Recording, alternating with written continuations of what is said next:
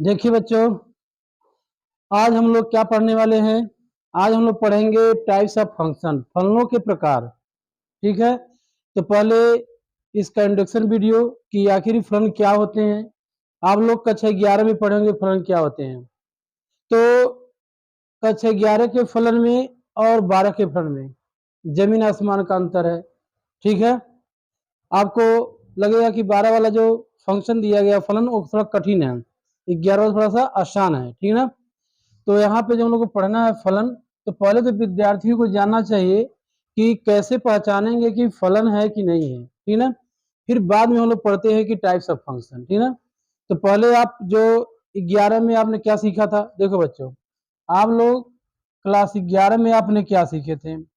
आपने सीखा था कि अगर जितने पेयर होते हैं उसमें अगर प्रथम घटक समान हो, जैसे 1,3 हो जाए, 1,5 हो जाए, तो आप क्या कहते थे, फलन नहीं है, फलन नहीं है।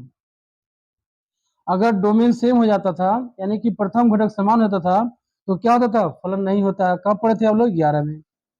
वो चीज आप यहाँ भी आपको देखने को मिलेगा भाई।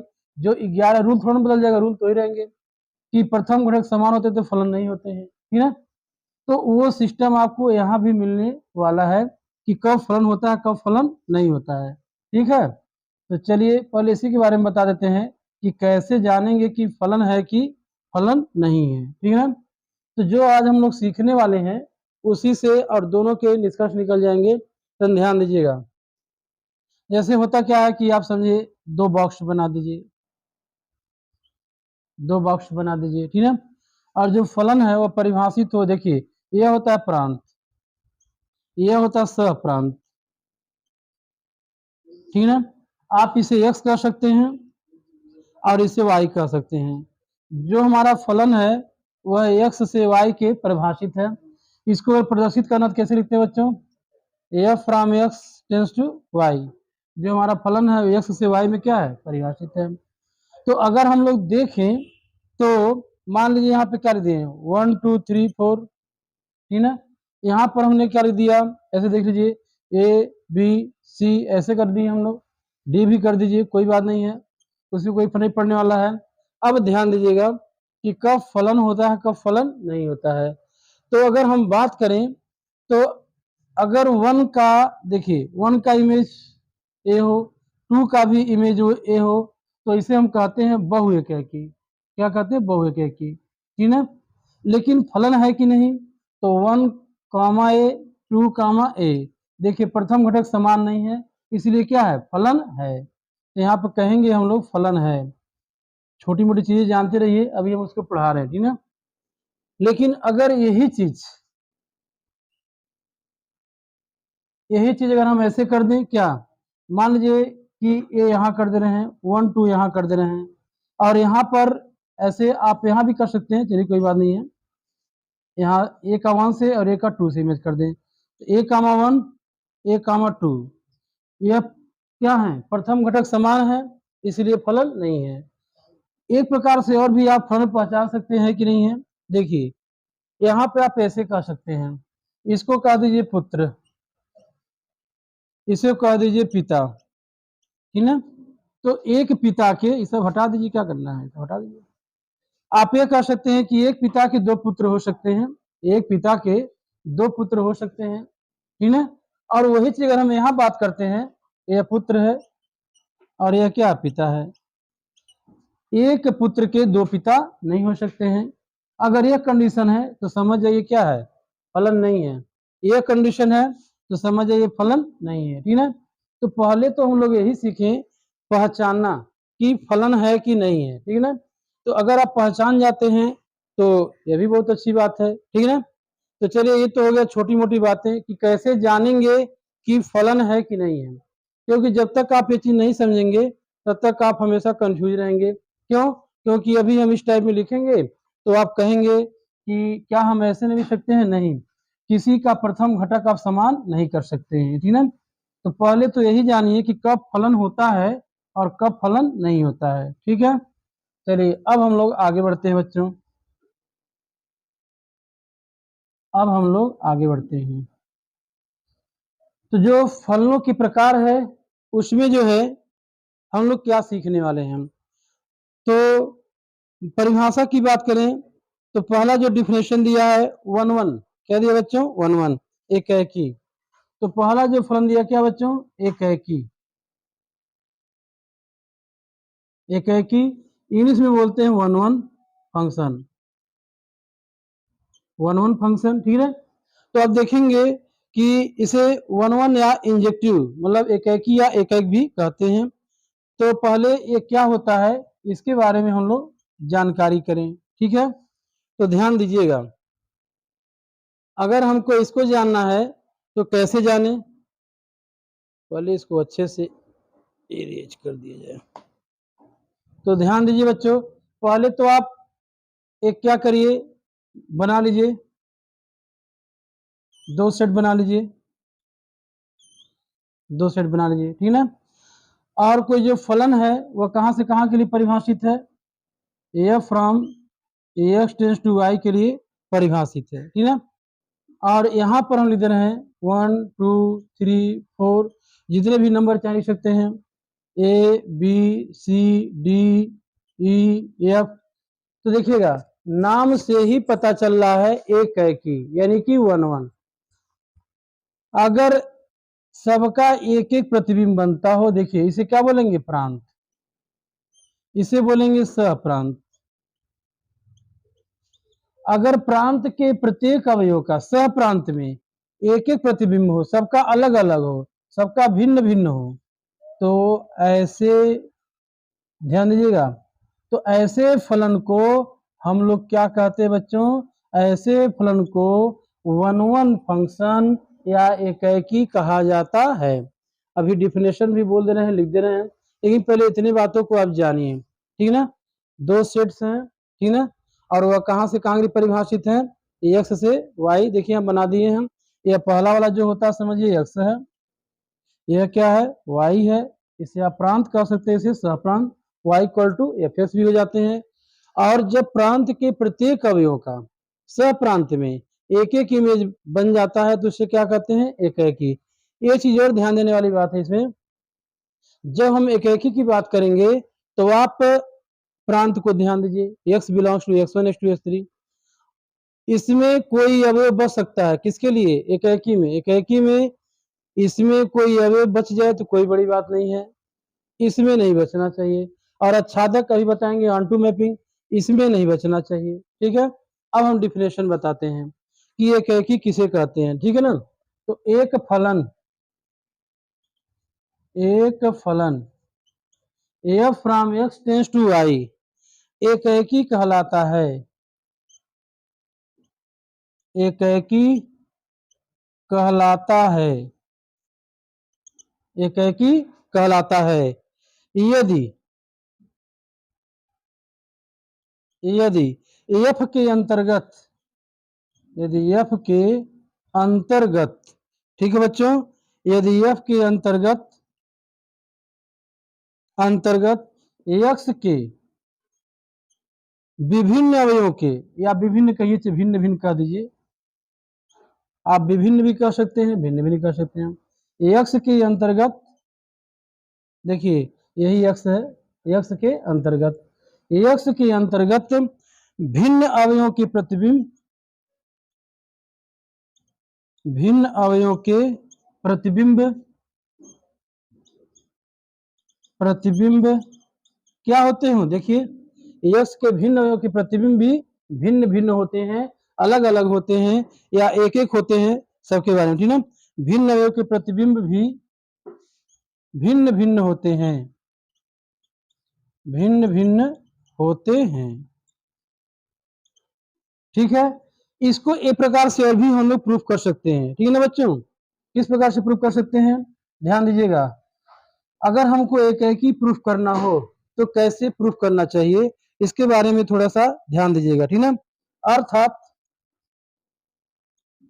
अर्थात अगर आप चाहते हैं फिगर से न दिखाना और वैसे चाहते हैं कि एक ही प्रूफ हो जाए, तो एक के लिए क्या होना चाहिए बच्चों, ध्यान दीजिएगा, यदि एफ एक्स वन बराबर क्या हो जाए, एफ एक्स टू, तो x1 बराबर x2 होना चाहिए, ठीक है।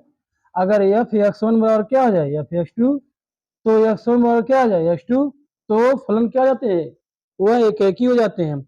अच्छा, x1 x2 किसको बिलोंग करते हैं, जहां x1 x2 किसको बिलोंग करेंगे, x को बिलोंग करेंगे, x मतलब प्रांत को बिलोंग करते हैं, ठीक ना।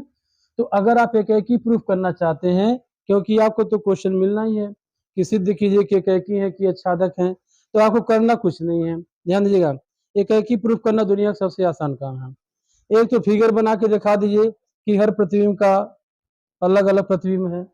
देखिए जितने नंबर है सब क्या है, अलग अलग इमेज है, इसीलिए एक ही है। दूसरा, एक ही प्रूफ करने के लिए एफ एक्स1 बराबर एफ एक्स2, तो एक्स1 बराबर एक्स2 कर दो, एक ही प्रूफ हो जाएगा।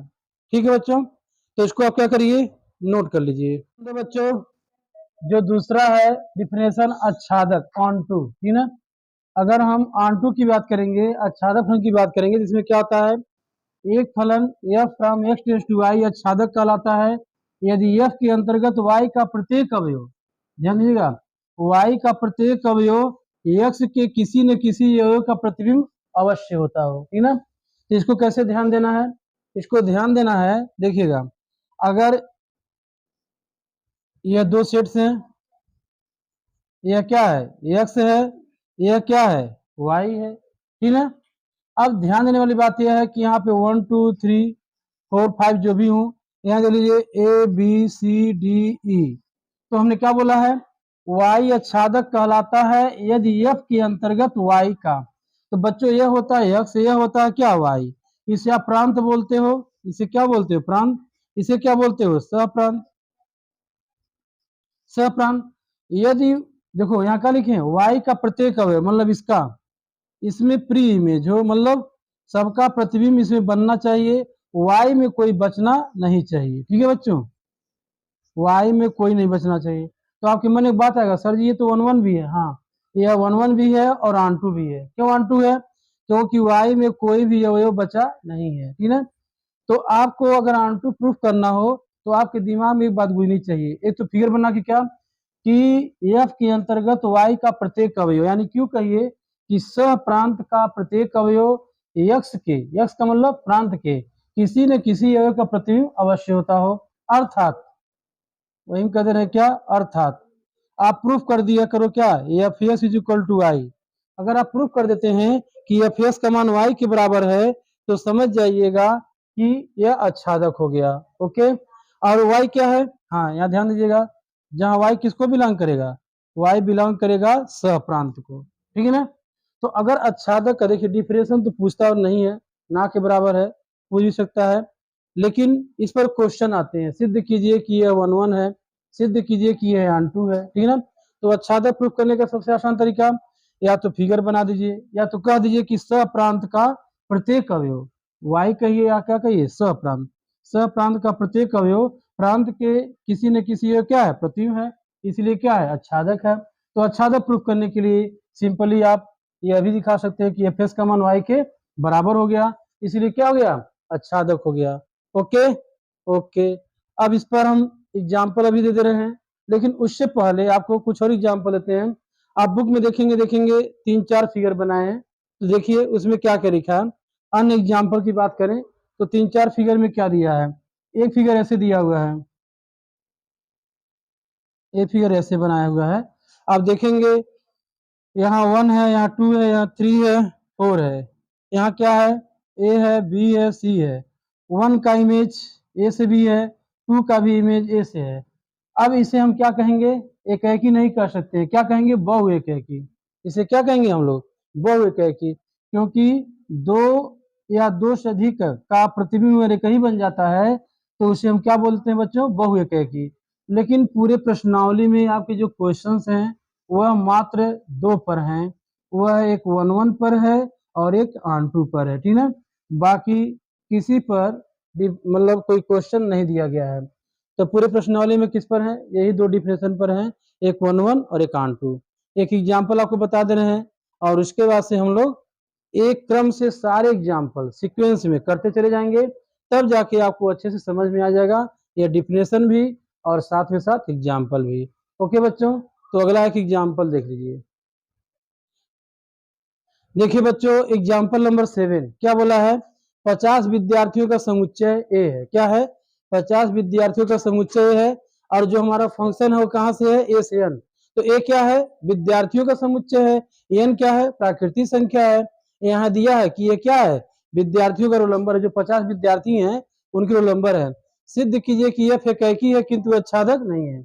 वेरी सिंपल क्वेश्चन, ध्यान दीजिएगा। जब भी प्रूफ करना हो आप ऐसे बना लीजिए, ऐसे बना लीजिए, ठीक ना। यह क्या है बच्चों? यह ए है, मतलब विद्यार्थियों का समुच्चय है। और यह क्या है? एन। एन क्या होता है? प्राकृतिक संख्या है। तो जो फलन है वो कहां से कहां तक है? ए से एन। यहाँ क्या है बच्चे? ये सब विद्यार्थी, देखिए ये सब क्या है?